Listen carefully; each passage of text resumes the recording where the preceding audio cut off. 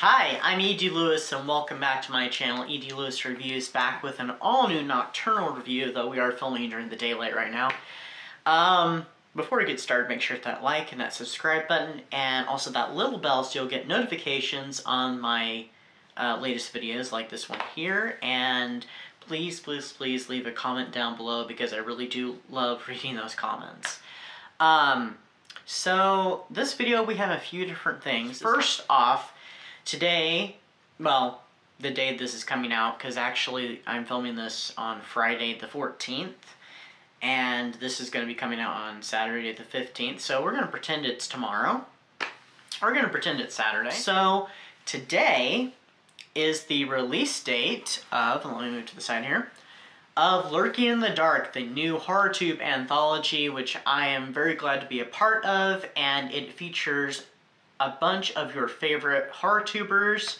It is available now in both ebook and paperback, so please check it out today. And if you haven't pre-ordered, you can order your copy today. The paperback is now available, and I know we're all very excited that it's, you know, out and about, and so it's now presented to the world. So please check it out and please enjoy.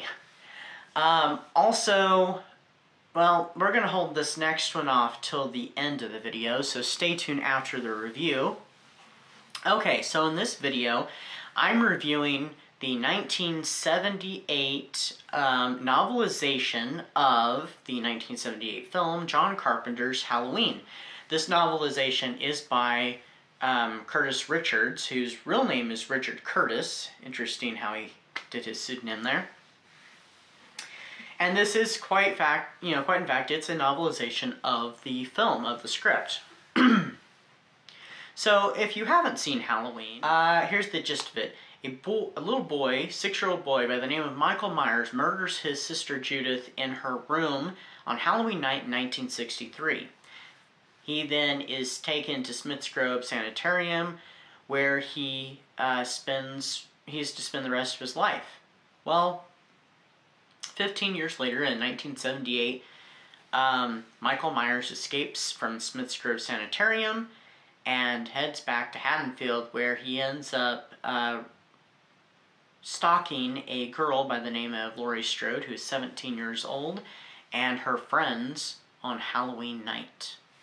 So, surely you've seen this, and if you haven't, go ahead and check it out. And so let's talk about the novelization.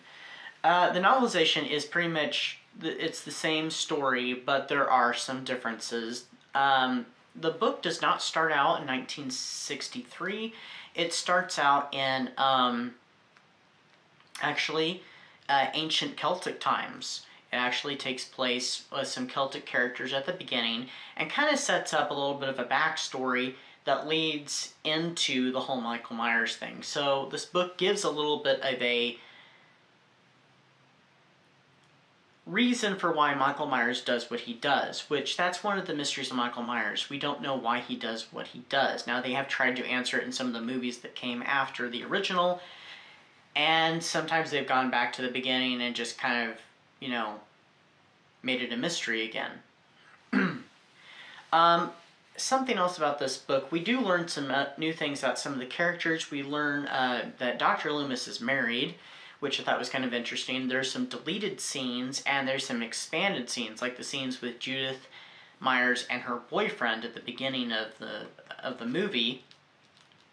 We see that they're hanging out, they're making out and stuff, and then they go upstairs to do you know what. In the book, it starts out a little earlier than that. So we get more interaction with her and her boyfriend. We get interaction with Michael and his mother and Michael's grandmother as well, and we even get more interaction with the characters, the main characters of the story, of Laurie and Linda and Annie, all those characters as well. Plus I mentioned the background with, or the background stuff, and also some additional information about Dr. Loomis. There is something I wasn't crazy about with this book. I mean, it's a nice novelization, and it does give you some additional information, like I said, but there was something I wasn't crazy about, and it besides the backstory, I feel like we should keep Michael more of a mystery. And I feel like the author must have been trying to answer some questions about why, some motivations. But still keeping some mystery about it. I didn't like how the characters were portrayed. They were portrayed a little differently than they are in the movie. The characters are, I think, a little less likable in the book. At least that's my perspective. Like, Judith Myers, she comes across more crude.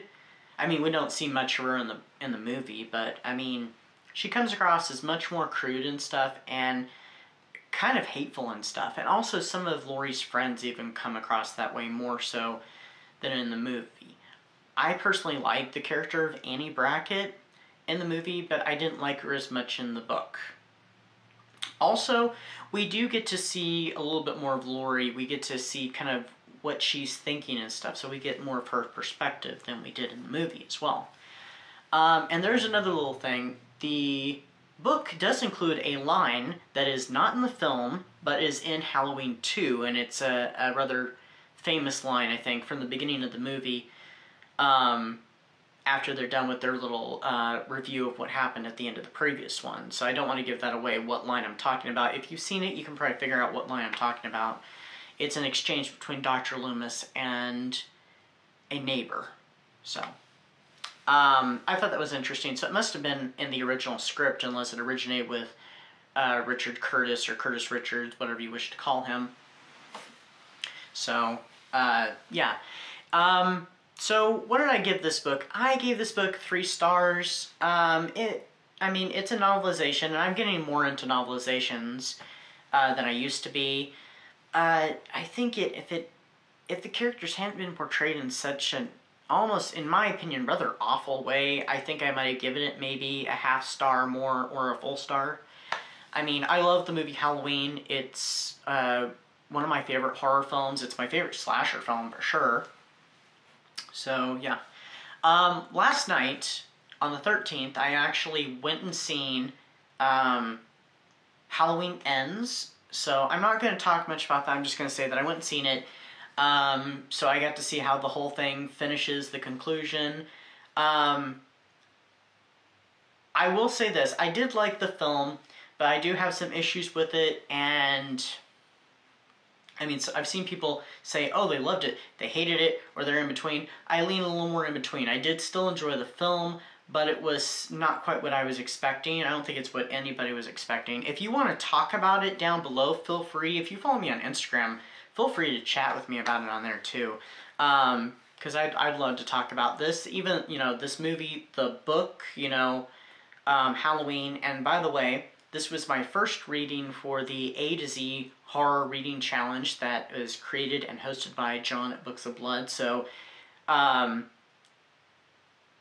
if you are curious about the challenge, I will link it down below, and also I'll also link John's channel down below as well. So do check it out, and I think that's all I got for you. So I will see you all very soon with another spooky video, and I hope everybody's enjoying their October and preparing for Halloween if you celebrate, and I'll see you all soon. Stay safe, stay spooky. Bye-bye.